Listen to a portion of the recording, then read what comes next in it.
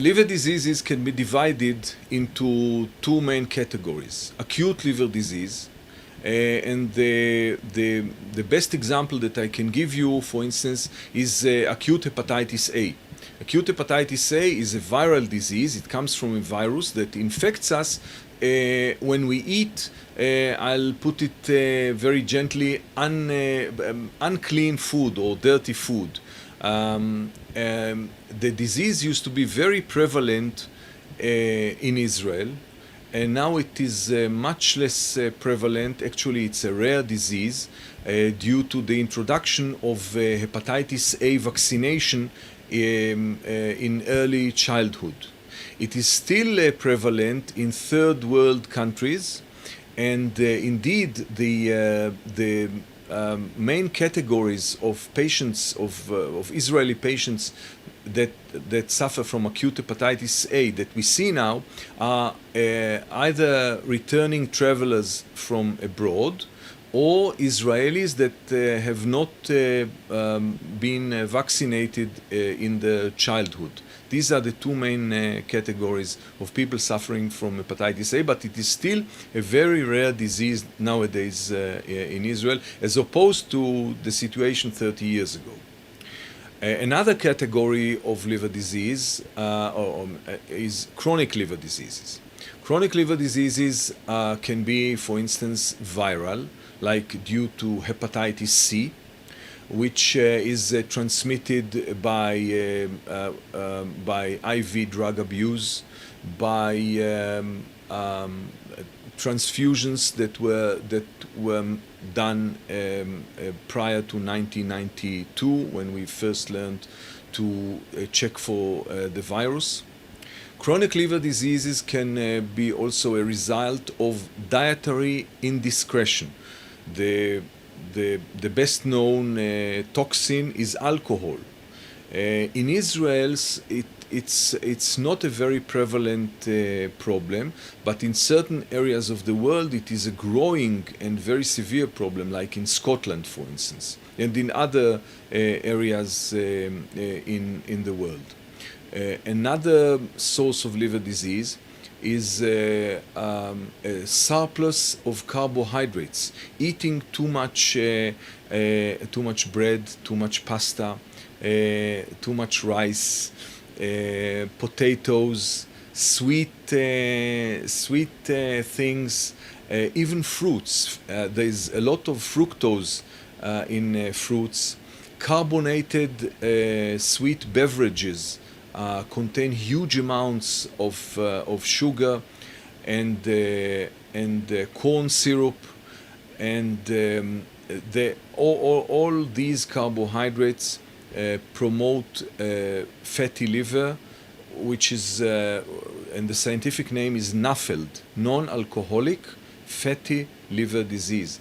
The non-alcoholic shows us that if we do a liver biopsy, we see a picture of alcoholic liver disease. The results are very, very similar to alcoholism, except for the fact that the damage does not come from alcohol, but from a large amount of carbohydrates. Indeed, there is a revolution, or I could say a very rapid evolution.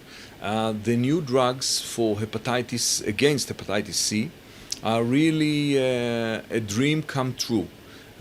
We have now oral treatments, that is treatments by pills, no more injections, very short treatments, 12 weeks. We can even speak about 8 weeks, and maybe for some subpopulations even 6 weeks of treatment, which is practically devoid of adverse events, and with close or very near 100% success.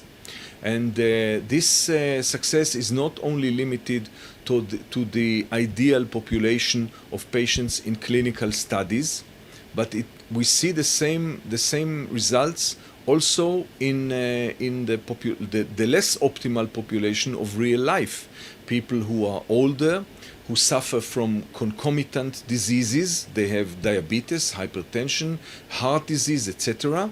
and they take lots of other drugs, and still the results are as good as the results in clinical trials. So really, this is one of the most significant advances in internal medicine in the last 10, 20, 30 years. Yes, I'll refer especially to what is rapidly becoming the liver problem number one in Western countries. That is non-alcoholic fatty liver disease, or simply called fatty liver. The main problem is too much carbohydrates. Carbohydrates which make us feel good. They increase brain serotonin. They make us feel happy, and they are very cheap. Junk food is very cheap and very palatable, and we eat much more of it than we need, and we gain weight slowly. After the early 20s, we gain half a kilo, maybe a kilo a year. And so we gain some 20 or 30 kilograms by the time we are 50, and time flies from 20 to 50.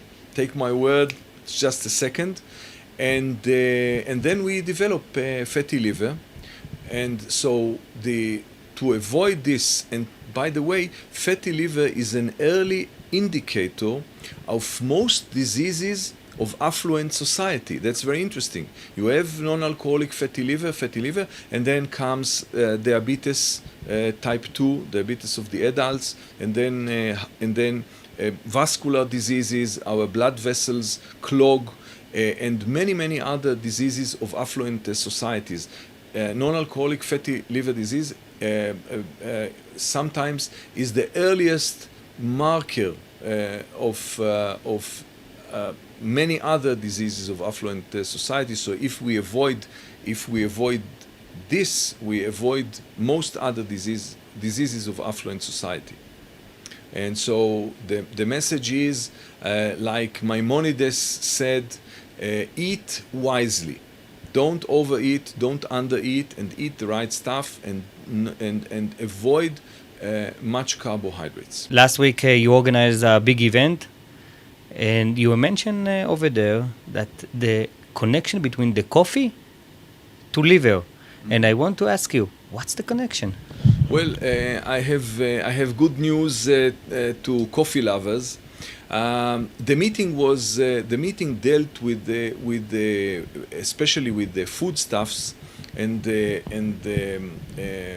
with foodstuffs that where information is not prevalent, and one of them was coffee. Several years ago, we started seeing in the literature publications about the beneficial effects of coffee in liver disease, and we started recommending increasing the coffee consumption to our patients, and the reactions were surprise, disbelief, because coffee had some kind of an unhealthy connotation. By the way, it's very interesting. I don't know where this connotation came from. I consulted experts in different areas, etc. Nobody could tell me. The most plausible conclusion that I have until now about this subject is that coffee was associated with cigarette smoking. So maybe it got the bad connotation that way. But anyway, the entire body of evidence in the literature, there were very few discussions, and when there were disagreements, it became clear where they came from. Coffee is good for you. Coffee is excellent for the liver. Coffee is good to prevent diabetes type 2, diabetes of the adults, and many other diseases, and it is not associated with an increased prevalence of any other serious or non-serious disease. So coffee is definitely healthy. And all the fears that were raised during, let's say, 10 or 20 or 30 years ago were unfounded. So coffee is very healthy for the liver and for the rest of your body. Another healthy food stuff or spice is curcumin. It's also called turmeric in English, and also it's a wonder drug. There are more than 10,000 papers. Most of them are basic science papers, but they all show beneficial effects of curcumin on many disease processes. There is a paucity. There are few human details or human studies, and we hope to be able to change that so that when we speak again, maybe a year from now, we'll have some data, but it is definitely harmless.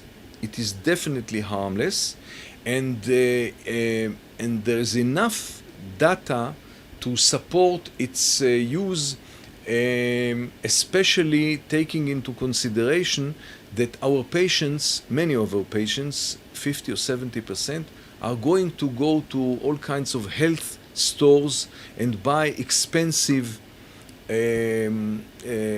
natural products there. So if we know that, let them at least buy something that we know that can't harm and that there is a strong possibility that it can do them good. So curcumin is good for you. Dr. Yoav Luria, Share Tzedek Hospital, thank you very much for this interview. It has been a pleasure to be with you. Thank you.